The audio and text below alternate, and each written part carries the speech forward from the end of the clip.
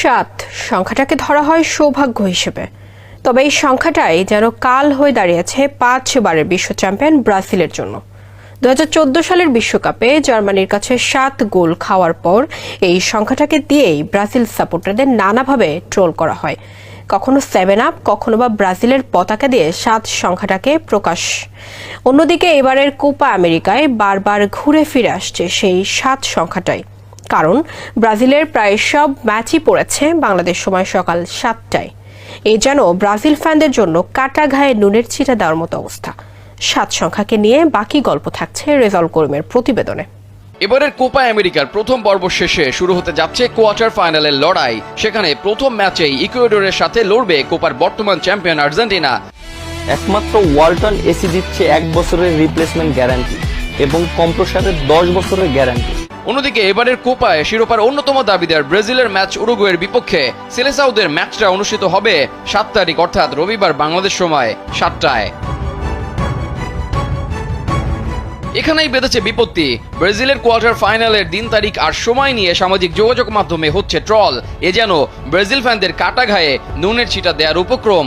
বারবার 7 সংখ্যাটা চলে আসায় 2014 বিশ্বকাপে জার্মানির সাথে 7 গোল খাওয়ার প্রসঙ্গটা মনে করিয়ে দিচ্ছে ব্রাজিল ভক্তদের। ব্রাজিলের শেষ ম্যাচটাও হয়েছে বাংলাদেশ সময় সকাল 7টায়। সেখানেও দেখা যায় ম্যাচ টাইম নিয়ে বাংলাদেশি নেটিজেনরা ব্রাজিল সমর্থকদের 7 সংখ্যাটাকে নিয়ে খোঁচা দিতে। ব্রাজিলের সেই 7 গোল খাওয়া নিয়ে পতাকাকে প্রতীকী চিহ্ন হিসেবে প্রথম ব্যবহার করেছিলেন সেই ম্যাচেরই জার্মান মিডফিল্ডার টনি ক্রুজ। 2017 সালে নিজের টুইটারে নতুন বছরের শুভেচ্ছা জানাতে একটা টুইট করেছিলেন ক্রুজ। সেখানে তিনি 2017-কে 2 এবং 0-এর পর 1 বোঝাতে ব্রাজিলের পতাকা আর 7 বোঝাতে জার্মানির পতাকা ব্যবহার করেন। 7 গোলের সেই ম্যাচে একটা গোল নিজেও করেছিলেন ক্রুজ। যদিও এমন পোস্ট টনি ক্রুজ মজার ছলেই করেছিলেন, যেই মজা হয়ে যায় ট্রেন্ড, যে ট্রেন্ড এখনো চলছে। 7 সংখ্যাটাকে বোঝাতে অনেকেই ব্যবহার করছেন ব্রাজিলের পতাকা।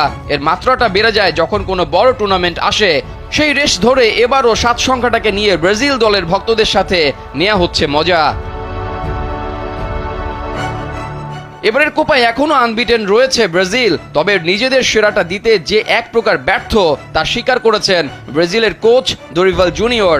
হয়তো সব ট্রল কিংবা মজার জবাব ব্রাজিল দিবে তাদের চিরচেনা পারফরমেন্স দিয়ে কোপার শিরোপা জিতে। সেই পর্যন্ত ব্রাজিল ভক্তদেরও এসব ট্রল মুখ বুজে সহ্য করে যেতে হবে, কারণ দলটা যে একটা খারাপ সময় পার করছে, ধৈর্য ধরা ছাড়া উপায় কি। রেজাউল করিম, কালবেলা।